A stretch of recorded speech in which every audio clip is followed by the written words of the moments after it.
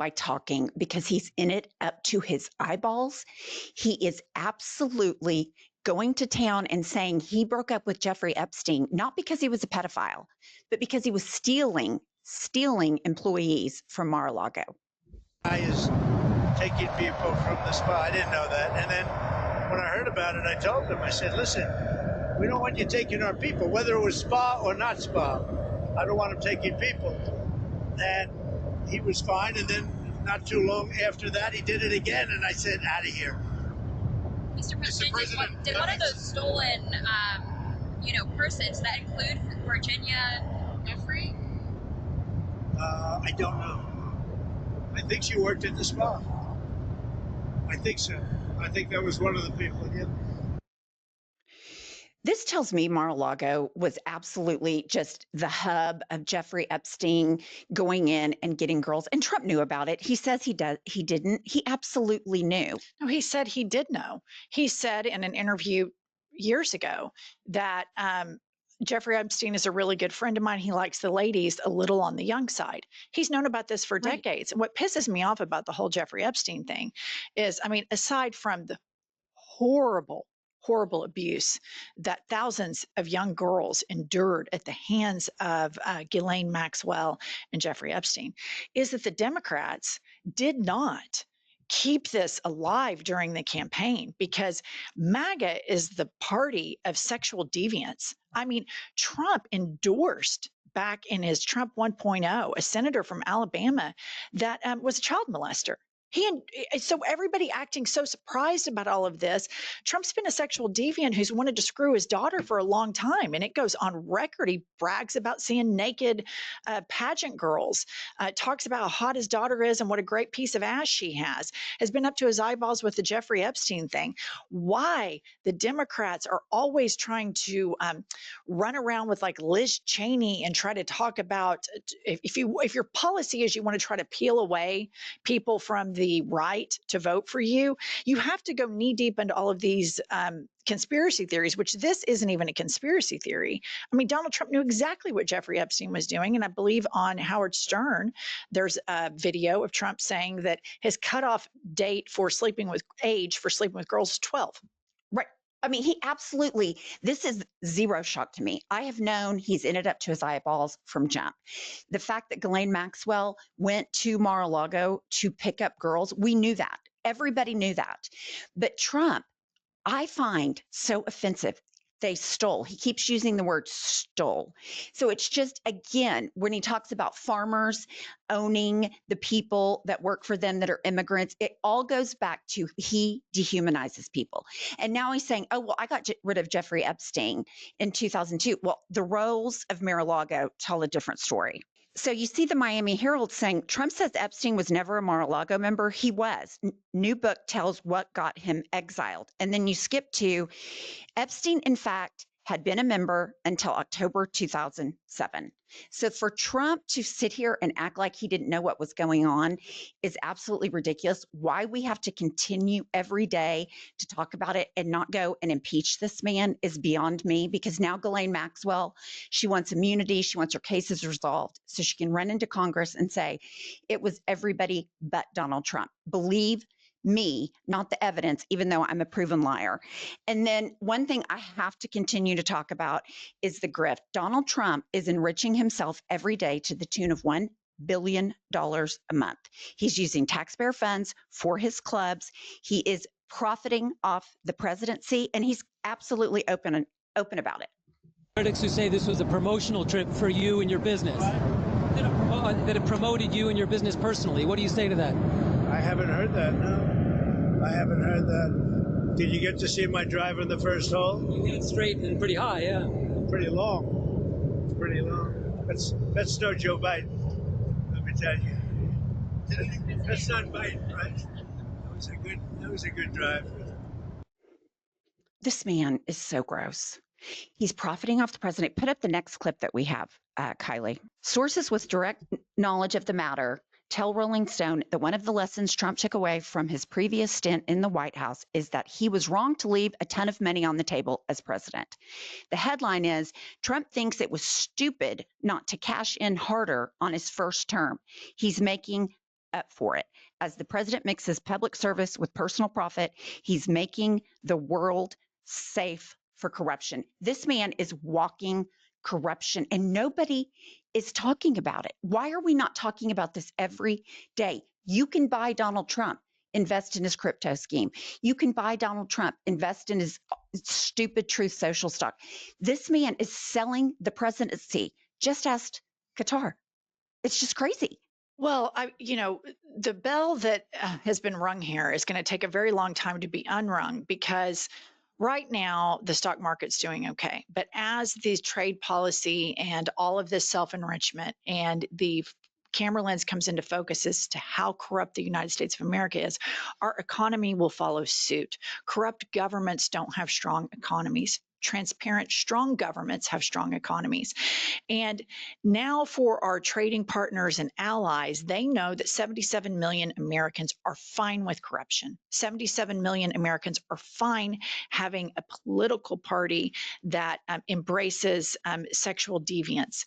They know that now. And to unring that bell is going to be incredibly difficult. And Donald Trump enriching himself should surprise no one. The problem is, Pumps, this is getting talked about. It's just normalized.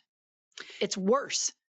All of this is getting normalized. And if you get on teeny weeny section of social media, they think it's incredible that he's doing all of this, that he's so smart, that he's so Machiavellian, that he's such a major chess player, that he's able to make all this money. It is cheerleaded and applauded. That's the problem. You're so right. And it's such an important segue into the right and the left different echo chambers. And that is why we use ground news at IHIP News, because ground news gives you factual information. It's like the Spotify of news, puts all the news together. For example, these headlines.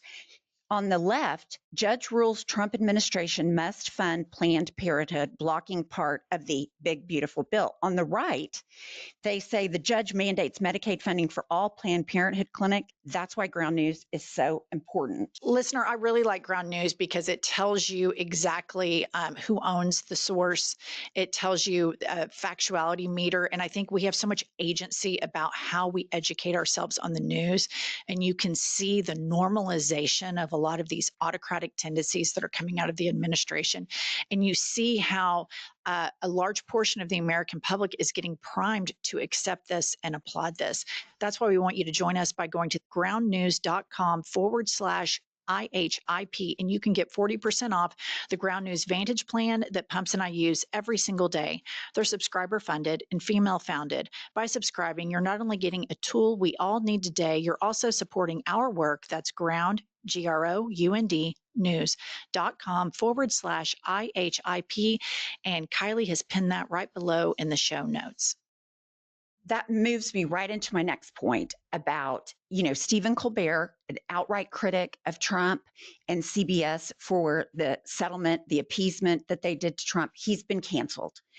And Trump is now suing the Wall Street Journal because they had the balls to go after him. And less people are doing that. The FEC approved a merger with Paramount and CBS with a monitor. So now they're going to be monitoring that. So I was going to what did you think when you found out that they'd fired Stephen Colbert? And they say it's money, but it's because he's such a vocal critic. This is all a part of an authoritarian play. They start going after comedians. They start going after critics of the authoritarian. But I think what's really important is that this is not penetrating quite into the manosphere as Trump wanted. You're seeing some pushback by Joe Rogan. And listen, I think Joe Rogan's the biggest piece of shit on the planet. But he is saying he thinks that this is a problem. And I want to point out that the manosphere that helped and enabled elect this nut job authoritarian felon sexual deviant Donald Trump, they choose when they want to have clarity on these issues. And some of them are smart enough to realize if they're going after Colbert, at some point they could come after me too, should, Trump die and somebody else get in power, et cetera, et cetera. And so I think that you're going to see more and more of this. But I think the power of the people, and if we could get a democratic establishment to have moral clarity on all of these issues, and that extends into our complicit support of genocide in Palestine. If we can completely Bernie Sanders this thing and take it to the working class people and say, he's a titty baby, Donald Trump, because a comedian hurt his feelings. And so he's getting him fired. What a pussy. And then he is in bed with this corporation, and he's in bed with that corporation, and blah, blah, blah. You can make a case that I think extends beyond party lines if you as a party say, we're done. We're done taking this money. We're going to form some pacts where if you're a corporation and you want to give money to us, you have to be pro-democracy. But what we're mainly looking for are grassroots donations. I think it would be a groundswell of support for the party that does that. But because you've got Hakeem Jeffries, Cory Booker, Chuck Schumer has not done a press conference in over a month. Over 1 month. The leader of the Senate in this fascist takeover of the United States of America hasn't been in front of the media in over 30 days. It is just unbelievable how much these senators and congressmen bend the knee in such a hoodwink kind of way that they think they're base, that they think we don't see what they're doing. It just, the Democratic Party has got to get rid of all of the special interests. Otherwise, you're no different than Donald Trump. Well, and here's the thing with the leadership in the Democratic Party. Look at the difference in the Oversight Committee when you have someone, rest in peace. What was it, Jerry O'Connell? He was the leader. Nothing happened. We have Robert Garcia. We're issuing subpoenas. We're getting evidence. There is a difference. Seniority and establishment politics are not working with this regime. They just simply cannot. I saw that in the news, and that's a big thing when you sit around and you think, oh, it's this person's turn. This person gets to do this now, instead of listening to your people. And here's the thing the Democratic Party has got to take a look at. Donald Trump ripped up the entire base. He moved them so far to the right because even though he's a nut and he lies nonstop, he does it with a passion that people felt like they could believe in him. And the Democratic Party still plays patty cake with corporations and AIPAC, and then come in front of the base who is far more educated on objective news and facts than the right wing is. And they try to bullshit us. But Robert Garcia is a prime example of exactly what happens when you put a fighter in there. And I love that he's doing that. But I mean, look at Chuck Schumer. What do we have going on there? Crickets. Yeah, fucking nothing. Crickets. Yeah. So message is we've got to stay alert. We've got to resist. We've got to demand better leadership and accountability for this administration. Please like this video and subscribe to our channel. We'll be back with more news.